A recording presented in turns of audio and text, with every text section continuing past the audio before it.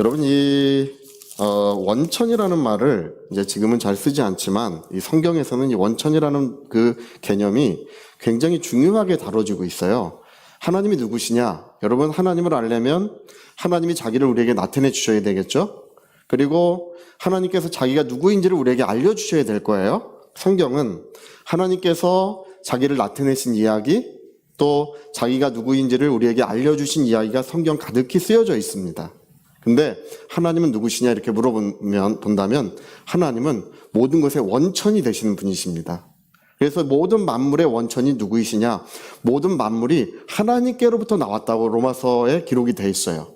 하나님께로부터 모든 만물이 나왔다는 것입니다. 여러분 우리가 해와 달과 하늘에 떠있는 수많은 별들을 봅니다. 세상에 이렇게 나무와 푸른 풀들과 또 많은 생명체들을 이렇게 우리가 다 보고 있습니다. 이 모든 것들이 하나님께로부터 나온 것입니다. 하나님은 모든 만물의 원천이십니다. 또 뿐만 아니라 이 성경이 굉장히 중요하게 말씀하는 것이 뭐냐면 하나님은 우리의 삶의 원천이세요. 인간이 죄라고 하는 문제를 사람들은 도덕적인 문제, 윤리적인 문제, 양심적인 문제로 많이 보고 있지만 성경에서 죄에 대한 문제는 하나님 없이 사는 것을 죄라고 규정하고 있습니다. 스스로 살려고 하는 것, 독립적으로 살려고 하는 것, 그 원천이신 우리 삶의 원천이신 하나님을 저버리는 것이 바로 죄라고 규정하고 있는 것입니다. 오늘 저와 여러분 오늘 이렇게 모여 예배하는 것은 우리 하나님께 예배를 드리는 것이고 하나님께서 영광 중에 임재하셔서 우리 예배를 받아주시는 줄로 믿습니다.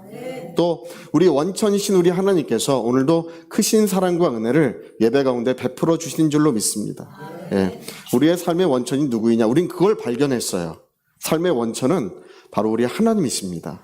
우리는 스스로 살려고 하지 않고 하나님의 은혜로 살려고 하고 하나님의 사랑 가운데 빛 가운데 살아가려고 결심한 자들이고 그 하나님의 원천이신 우리 하나님을 우리 삶의 원천으로 모신 바로 복된 사람들입니다. 그래서 오늘 이 성경은 하나님과 조화를 이루고 아름다운 동행을 이루어가는 것이 우리의 삶의 복된 삶이 그렇게 이루어진다고 성경은 기록하고 있습니다. 여러분, 우리가 그 동기화라는 게 동기화? 그런 말 들어보셨어요? 제가 20대, 30대들을 이렇게 좀 세대 공감을 좀 하려고 저도 이제 올해 들어서 5학년이 됐어요. 할렐루야. 그러니까 5학년이 되니까 이제 그 목사님은 아직 굉장히 젊다 이러시는 분들이 많아요. 근데 저는 스스로 큰일 났구나 뭐 이러고 있어요.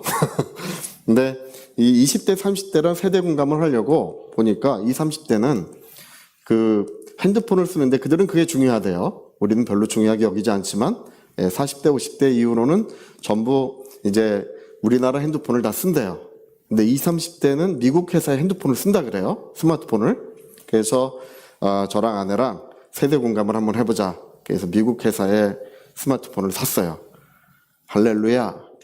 여기까지는 좋았는데 우리나라 스마트폰들은 컴퓨터에 그냥 꽂기만 하면 모든 것들이 그냥 자유롭게 그냥 오갈 수 있는데 미국 회사는 보니까 뭐 아이튠즈인가? 그런 프로그램을 활용해야 이 정보를 주고받을 수 있도록 복잡하게 돼 있어요. 여러분 우리나라 핸드폰 쓰시기를 바랍니다. 할렐루야. 복잡해요. 그러니까 20, 30대는 이렇게 그걸 쉽게 사용하지만 번거로운 건 이제 귀찮으니까 잘 안 쓰는 것 같아요. 근데 이제 보니까 그게 동기화라고 부르더라고요. 이제 컴퓨터랑 이 스마트폰이랑 이걸 동기화 시키는 거예요. 서로 정보가 오갈 수 있도록, 서로 교제가 오갈 수 있고 교통이 오갈 수 있도록 이 동기화의 과정을 거친다 이렇게 얘기를 합니다. 여러분 오늘 저와 여러분이 하나님과 동기화가 돼야 됩니다. 주파수가 맞아야 됩니다. 그래야 하나님의 음성이 우리에게 들려오고 또 우리의 목소리를 하나님께 상달시키면서 아름다운 삶, 조화로운 삶을 이루어갈 수 있어요. 그래서 오늘 여기 성경에 말씀하시길 우리 원천 되신 하나님은 우리를 창조하실 때 무엇을 위해서 창조하셨냐 하면 그 아들의 형상을 우리에게 완성하시려고 우리 한 사람 한 사람을 창조하셨다는 것입니다. 여러분 저와 여러분의 이 몸도 육신도 하나님께로부터 왔고 영혼도 하나님께로부터 온 줄 믿습니다. 우리의 삶이 하나님께로부터 왔어요. 근데 왜 하나님께서 우리를 지으셨는가를 이렇게 물어보니까 오늘 로마서 8장에는 그 아들의 형상을 우리에게 완성하시기 위하여 우리를 창조하셨다고 이렇게 말씀하고 있어요. 아들의 모습을 우리에게 만들어주시기 위하여.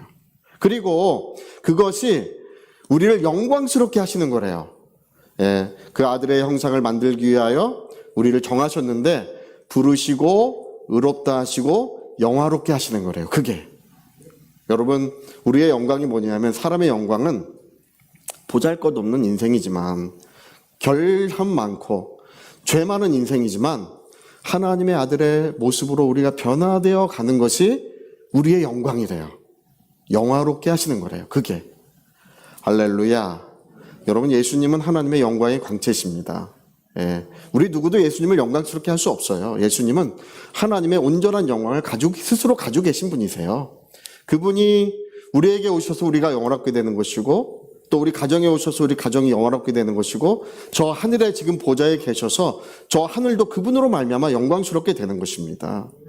그분은 하나님의 영광의 광채셔요. 스스로 하나님의 영광을 가지고 계시는 분이십니다. 그래서 요한복음 1장에 보니까 우리가 그의 영광을 보니 독생자의 영광이요 은혜와 진리가 충만하더라 이렇게 돼 있어요. 예, 누가 그에게 영광을 주신다고 되는 것이 아니라는 것이 그분은 스스로 하나님의 영원한 영광을 스스로 가지신 분이십니다. 근데 하나님의 은혜는 무엇이냐면 하나님이 우리를 사랑하신 것은 무엇이냐면 우리를 그분의 아름다운 모습으로 영광스러운 모습으로 변화시켜 주시는 것이 하나님의 은혜라고 성경은 기록하는 것입니다. 예. 여러분 창세기는요 우리 구약과 신약이 그게 나눠져 있어요. 구약은 예수님의 모습을 따라 우리가 창조된 이야기예요. 할렐루야. 예수님을 따라 창조되었다. 우리 한번 해볼까요? 예수님을 따라 창조되었다. 우리 창세기 1장 26절에 그렇게 되어 있죠. 하나님의 형상을 따라 우리가 그 모양대로 지음을 받았다고 되어 있어요. 여러분, 저와 여러분은 하나님의 형상을 따라 지음을 받은 거예요.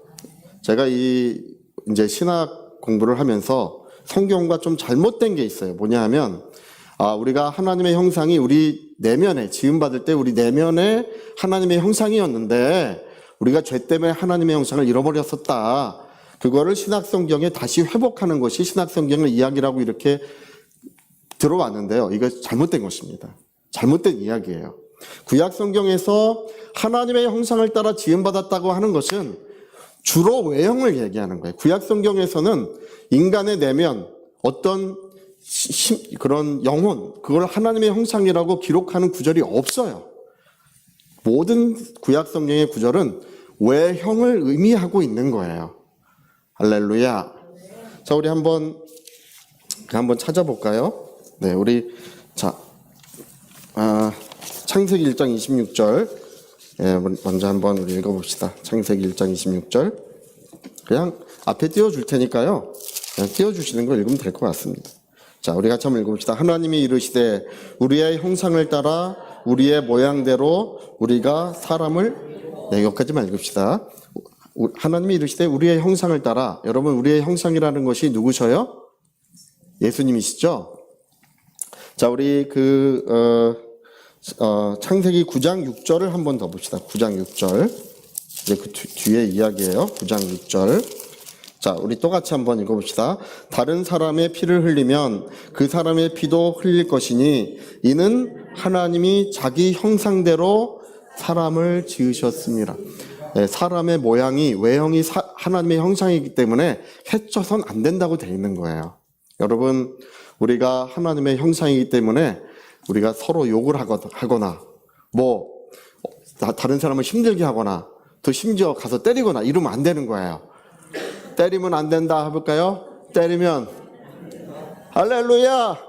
아내들이요, 남편 구박하기를 좀 그치시기를. 네. 남편도 하나님의 형상이심을 기억하시기를 바랍니다. 그래서 여러분, 성경은 우리 십계명이 하나님과 사람에 대한 이야기 같지만 1계명부터 4계명까지는 하나님에 관한 이야기고 5부터 10까지는 사람에 관한 이야기라고 되어 있지만 우리가 성경을 보니까 그게 아니었어요. 다 하나님에 관한 이야기예요. 1부터 4까지는 하나님에 관한 이야기고 5부터 10까지는 하나님의 형상에 관한 이야기예요. 동물들에 관해서는 상관없다. 그러나 사람은 하나님의 형상이기 때문에 존중하고 사랑해야 된다는 것입니다. 그러고 보니까 구약 성경의 모든 이야기는 사람이 하나님의 형상이기 때문에 존중받고 사랑받는 이야기예요. 할렐루야.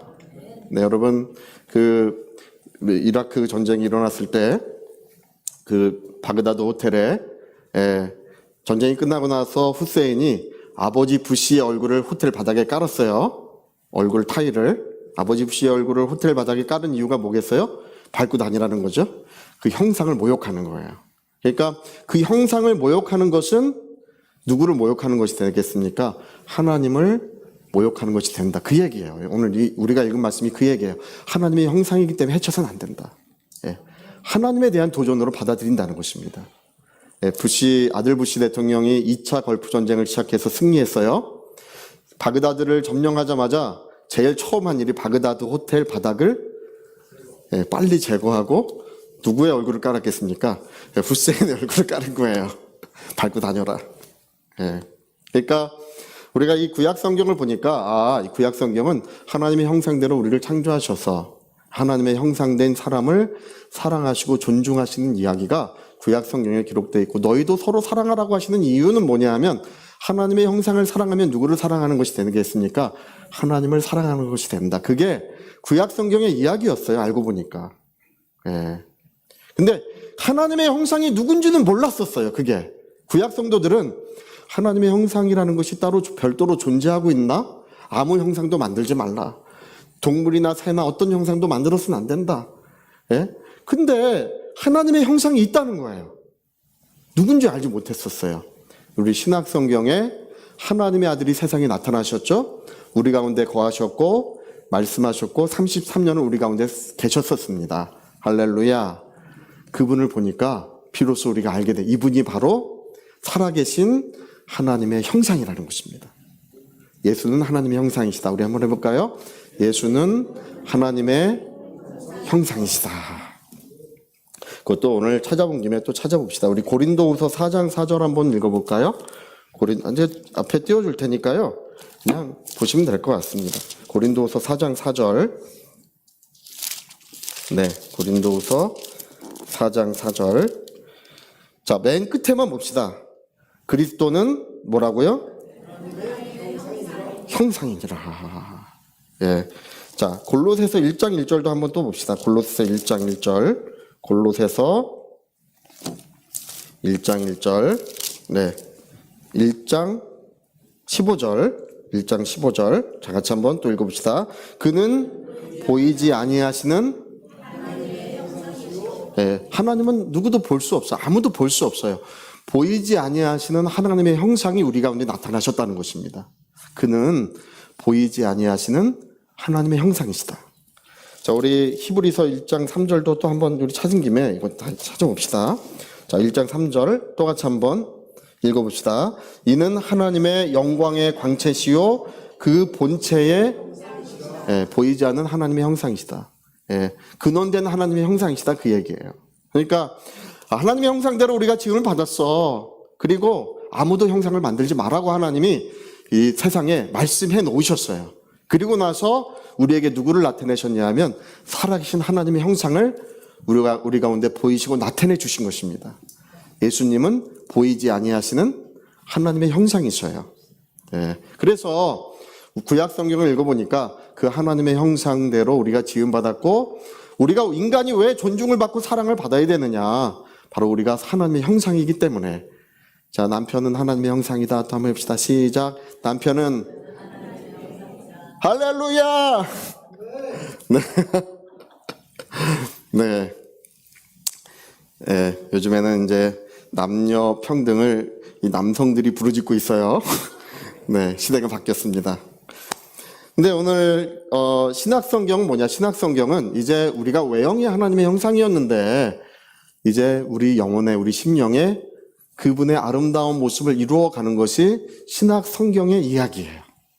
신약성경에 그 아들을 본받게 하시고 그 아들의 모습을 우리에게 완성하시겠다는 것은 우리의 내면에 우리 성령의 9가지 열매라고 이렇게 기록되어 있어요.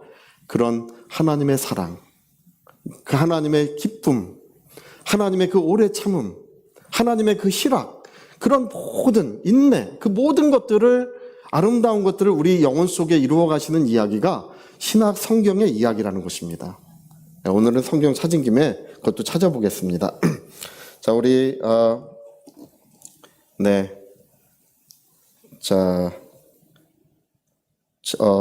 야고보서인가? 잠시만요. 야고보서 3장 9절 아니죠? 자, 잠시만요. 갈라디아서 4장 19절. 갈라디아서 4장 19절. 우리 그 구절까지만 찾아봅시다. 갈라디아서 4장 19절. 우리 같이 한번 또 읽어봅시다. 나의 자녀들아. 네, 자, 시작. 나의 자녀들아, 너희 속에 그리스도의 형상을 이루기까지. 4장 19절. 네, 4장 19절. 찾아봅시다. 네, 우리 그 용주 형제님이 찾아줄 겁니다. 잠깐만 기다리셔요. 네, 4장 19절. 네, 우리 4장 19절에 보니까, 자, 우리 같이 한번 읽어봅시다. 나의 자녀들아, 너희 속에 그리스도의 형상을 이루기까지 다시 너희를 위하여 해산하는 수고를 하노니. 네, 우리가 우리 속에 우리의 영혼에 그분의 아름다운 모습을 완성하시는 이야기가 이 신약 성경의 이야기예요. 그러니까 구약은 우리 외형의, 하나님의 형상이 우리 외형이라는 이야기고, 신약은 우리 거듭난 우리의 모습이 그리스도의 모습으로 변화돼 가는, 성숙해 가고 성장해 가는 이야기예요. 여러분, 우리가 하나님처럼 완전한 사람은 아무도 없습니다. 우리는 죄 가운데 태어나고 죄 가운데 살아가고 있지만, 그러나 점점 성장해 가고 성숙해 가고 있는 줄로 믿습니다. 어디에 이르기까지 돼야 될까요? 우리 예수님의 모습을 본받아서 그분의 모습에 이르기까지 우리가 성장해 갈 수 있다는 것을 신약 성경에 기록하고 있는 것입니다. 예, 그래서 여러분, 우리가 성령을 따라 사는 것이 그게 중요해요. 예, 마귀와 싸우라. 저는 제가 영적 싸움이라는 말을 굉장히 쓰지 않습니다. 신학 성서적 이야기도 아니고, 우리가 교회들이 영적 싸움이라는 말 흔히 쓰지만요, 안 쓰시는 것이 좋아요. 예, 누구를 높이는 것이냐면, 영적 싸움이라는 말은 마귀를 높이는 거예요. 마귀가 좋아할 말이에요. 예, 여러분, 예수님은 마귀를 심판하셨고 승리하신 권세를 교회에 유임해 주셨습니다. 저와 여러분의 영혼 속에는, 심령 속에는 모든 원수를 제어하고 원수의 모든 능력을 제어할 권세가 하나님께로부터 부여되어 있습니다. 예, 여러분, 영광의 하나님의 자녀가 사기꾼이랑 싸우고 죄수랑 싸우나요? 우린 살아계신 하나님의 자녀들입니다. 그래서 성경은 영적 전쟁을 싸우라고 말하지 않고 있어요. 예, 마귀를 제어하고 그 모든 권세를 무너뜨리라는 것입니다. 제가 늘 성경을 읽다가 좀 불만인 구절 중에 한 가지가, 음부의 권세가 이기지 못하는 교회를 세우리라. 이 번역이 늘 불만이에요. 음부의 권세가 이기지 못하는 교회를 세우리라. 그러니까 마치 음부의 권세가 교회를 뭐 이렇게 무너뜨리려고 하고, 교회는 무너지지 않는다, 그런 뜻으로 우리가 읽혀요. 그러나 그 구절은 그런 뜻이 아니에요. 표준 세번역 성경이나 킹제임스 성경은 번역을 다르게 했어요. 뭐냐 하면, 음부의 문이 이기지 못하리라. 다시 말하면 교회가 세상을 정복해 가고 그 성을 정복해 가는데 문이 대항할 수 없다. 음부의 문을 부서뜨리고 세상을 교회가 정복해 갈 것이다. 그런 말이에요. 원래 그 뜻이요. 할렐루야. 싸우라는 뜻이 아니라, 그들이 우리를 대적해서 공격한다는 뜻이 아니라, 그 뜻은 우리가 세상의 모든 권세를 무너뜨리고 하나님의 나라를 이 땅에 이루어 가라는 말씀이셔요.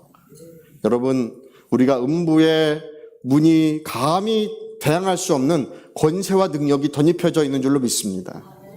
모든 원수의 능력을 제어할 권세가 내가 너희에게 주었노니 어디 있습니까? 물어보면 있어요.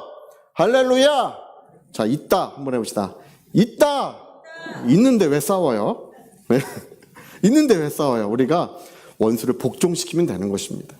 예수 그리스도의 이름과 그 영광으로 하나님의 자녀의 권세로서 얼마든지 우리는 복종시키고 하나님의 영광을 이루어 갈 수 있습니다. 성경은 마귀랑 싸우라, 그런 얘기가 없어요. 단지 에베소서에 그들이 우리를 대적하고 있다는 얘기만 나오지 그런 말 자체가 없어요. 예. 근데 그 대신에 여러분, 우리가 권투를 할 때 상대를 잘 알아야 싸우는 거예요. 심판을 때리면 안 돼요. 할렐루야. 예. 상대를 알아야 돼. 우리가 엉뚱한 거랑 싸우고 있는 거예요. 성경은 선한 싸움을 싸우는 것은 뭐와 싸워야 되냐면, 너희 육체와 싸워라. 하나님의 나라를 향하여 가는, 저 천국을 향하여 가는 너희 영혼을 거스리고 있는 것이 육신의 정욕, 탐욕, 이런 것들이, 안목의 정욕, 이런 것들이 너희의 영혼을 거스리고 있고 하나님의 뜻을 거스르고 있기 때문에 그거랑 싸우라는 것입니다. 우리 싸움의 대상을 잘 정하셔야 돼요. 육신의 정욕과 싸워라. 여러분, 얼마 전에 제가 통계를 보니까요, 바람 피우시는 분들이 3분의 1이래요. 야, 많죠? 우리 중엔 없는 줄로 믿습니다. 할렐루야. 근데 제가 가만히 보면요, 이 사람들이 스스로 이 섭을 지고 불길에 뛰어든다는 얘기 있잖아요. 이 불나방 같은. 제가 가만 보면 그런 것 같아요. 그런 분들은. 스스로 헤어나올 수 없는 구렁텅이에 스스로 들어가요. 왜 그러느냐 보면 육신의 정욕의 문제 때문에 그런 거예요. 정욕에 물들고, 정욕에 이렇게 그 포로가 돼가지고 이제 섭을 지고 불 속에 들어가는 거예요. 그 인생이 안타까운 것입니다. 그러나 여러분, 우리는 거룩함으로 자기 영혼을 지키고 마음을 지켜야 되는 줄 믿습니다. 형제들이여, 자매들은 별로 바람 안 펴요. 할렐루야. 형제들이여, 그 자기의 침소를 지켜라. 하나님의 심판이 그런 순리대로 이루어진다고 성경에 기록해 있어요. 그러니까 어떤 일이 있어도 섭을 지고 불길로 뛰어드시면 안 돼요. 할렐루야. 그것은 한번 뛰어들면 스스로의 힘으로 헤어나올 수 없어요. 헤어나오기 어려운 것입니다. 그래서 일평생 깨끗하고 일평생 거룩하고 진실해야 됩니다. 할렐루야. 제가 23살 때 연애를 한번 해봤어요. 연애를 한번 해봤는데, 결혼할 거 아니면 연애를 하면 안 되겠구나 생각을 해서, 하나님, 결혼할 때까지는 연애하지 않겠습니다. 32살에 결혼했어요. 그러니까 이제 9년 동안에, 그러니까 나중 되니까 좀 억울하더라고요. 할렐루야. 저는 아내 외에는 손 한 번 잡아본 적이 없어요. 근데 이렇게 살다가 세상 떠날 예정입니다. 할렐루야. 여러분, 마음을 지키세요. 무릇 지킬 만한 것보다 자기 영혼을 지키고 마음을 지키세요. 거룩함을 지키세요. 또 오늘 많은 사람들이 탐욕의 종이 되고 있습니다. 물질의 종이 돼서 이렇게 하나님을 가까이 하지도 못하고 교회를 나오지 못하는 많은 이유 중에 하나가 이 물질이 아까워서 하나님을 가까이 못하겠다고 이렇게 이야기하는 분들이 의외로 많아요. 그러나 여러분, 우리가 세상을, 그 물질을 다 바리바리 싸들고 천국 갈 수 있으면 괜찮지만, 아무리 이 땅에 모아놔도 떠날 때 억울할 뿐이에요. 할렐루야. 많이 모아놓을수록 더 억울한 법이에요. 없으면 억울할 거 없잖아요. 할렐루야. 롯의 처가 뒤를 돌아본 이유가 뭐냐면, 양떼, 소떼, 나귀떼, 이런 것이, 낙타떼, 이것이 그 소돔에 너무 많으니까 뒤를 돌아보았지만, 여러분, 우리는 뒤를 돌아볼 필요 없이 천국에 가야 될 줄로 믿습니다. 세상에 너무 많이 쌓아둔 거 자랑하지 마세요. 자랑할 필요 없습니다. 그리고 아름답게 물질도 쓰시고요, 복되게 물질 쓰시다가 세상 떠날 때 희고 깨끗한 생화포를 입고 주 앞에 가시는 분이 복되신 것입니다. 생명강, 그 영광의 보좌가 있는 곳에 우리가 희고 깨끗한 생화포를 입고 설날이 올 줄로 믿습니다. 인생이 짧아요. 너무 욕심 부리고 살지 마시고. 그래서 성경은 한 가지를 말씀하고 있어요. 어떻게 하면 우리가 하나님 이런 정욕을 이기고 어떻게 하면 탐욕을 이길 수 있습니까? 여러분, 한 인격을 우리에게 주셨다. 성령은 살아계신 하나님의 인격이셔요. 살아계신 하나님의 인격이 우리 안에 들어와 있는데 그 인격을 신뢰하라는 것입니다. 하나님의 인격, 한 인격이 우리 안에 들어와 있는데 그 인격을 사랑하라는 것입니다. 그리고 그 성령의 감동과 인도하심을 따르면 육체의 소욕이 이루어지지 아니하리라. 죄를 이길 수 있고 육체를 이길 수 있는 힘은 우리 스스로의 힘으로 나지 아니한다는 것입니다. 우리 안에 있는 한 인격, 성령의 인격이 우리를 감동하시고 우리를 승리케 도와주시는 것입니다. 관계성이 커져가지고 자꾸 이쪽으로 가서 말씀을 전해요. 주강에 서서 하라고 우리 고영주 전사님이. 할렐루야. 다시 중앙에 왔어요. 네. 여러분 수영을 배워보시면 이제 수영이 배우는 게 참 어린아이들이 배우기 좋아요. 어린아이들은 한 5분 10분만 해도 수영을 금방 배워요.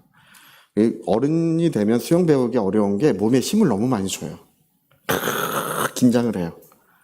여기서 여기에 한 걸음 가는데 그 한 걸음 수영 배우는데 뭐 며칠씩 걸려요. 근데 어린아이들은 제가 그 전에 누구 이렇게 수영 가르쳐주고 청년 누구 수영 가르쳐주고 있으니까 옆에서 이렇게 아이들이 보다가 목사님 이렇게 하면 되나요? 보고 이렇게 금방 배워요. 금방 가르쳐주지 않아도 수영을 쳐요. 애들은 금방 배워요. 근데 왜 그러냐 하면 자기를 물에 맡길 줄 아는 거예요. 힘을 빼고 물에 맡기면 다 되는 거거든요. 여러분 하나님의 인격이 우리 안에 들어가 계시는데 그분께 맡기면 되는 거예요. 좀 맡겨드리세요. 네.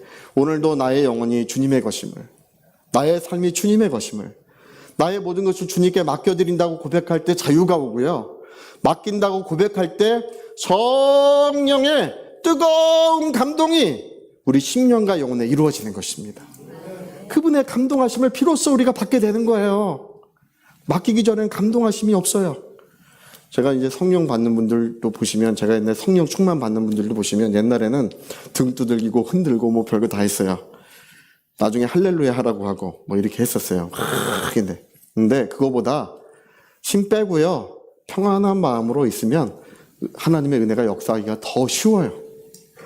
여러분 오늘 예배에 참석하신 우리 모든 성도님, 모든 가정들, 오늘 하나님께 모든 것을 맡겨드리기를 바랍니다. 20세기에 들어 유대한 발견 중에 하나, 20세기에 들어 교회의 유대한 발견 중에 하나는 성령의 인격이시라는 거예요. 그 별거 아닌 것 같죠? 그러나 그게 20세기에서 교회가 발견한 유대한 발견이에요. 하나님의 인격이 지금 우리 안에 들어와 계십니다. 그 인격을 저와 여러분이 실제하는 것처럼 성령은 우리 안에 실제하고 계십니다. 그 인격을 신뢰하시고 그 인격에 맡겨드리세요. 그러면 성령의 뜨거운 감동 속에 우리가 죄를 이기고 세상을 이기고 육체를 이기며 승리의 영광, 승리의 역사가 우리의 삶에 이루어지게 됩니다. 여러분 성령을 따라 살게 되면 그냥 자연히 우리 안에 열매들이 무럭무럭 익어가요. 의의 열매들, 하나님의 열매들이 무럭무럭 익어가서 마침내 그리스도의 모습을 본받게 되는 것입니다. 신앙생활 오래 했다고 되는 게 아니에요. 또 교회 열심히 오래 나왔다고 되는 게 아닙니다.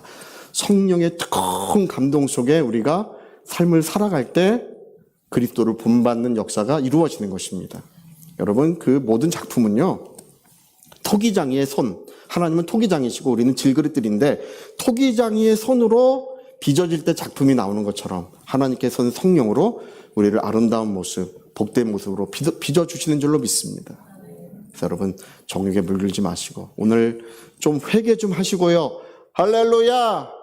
오늘 교회가 좀 거룩해졌으면 좋겠습니다. 여러분 가정들이 다 거룩해졌으면 좋겠습니다. 그리고 거룩하고 참된 인격에 감동을 받으셨으면 좋겠습니다.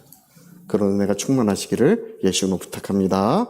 그래서 여러분 저와 여러분의 목적은 그리스도를 본받는 거예요. 그리스도의 모습을 우리 안에 이루어가는 것입니다. 하나님의 형상인 우리 안에 추하고 악한 모습이 아니라 그분의 선하고 거룩한 모습으로 우리가 변화되어 가야 될 줄로 믿습니다. 할렐루야. 자, 우리 같이 한번 기도하시겠습니다. 아, 그렇구나. 구약 성경은 우리가 하나님의 외형을 가졌다는 뜻이구나. 아, 신약 성경은 하나님의 형상을 우리 영혼에 이루어 가시는 아름다운 이야기가 신약 성경에 기록된 것을 우리가 알게 됐습니다. 하나님, 나 성령 따라 살게 도와주십시오. 정말 우리가 죄 가운데 살 때는 추하고 더럽혀진 모습이었어요. 우리 영혼이 그런 모습이었습니다. 거울에 보이지 않는다 할지라도 죄악에 물든 모습을 가지고 살아왔어요.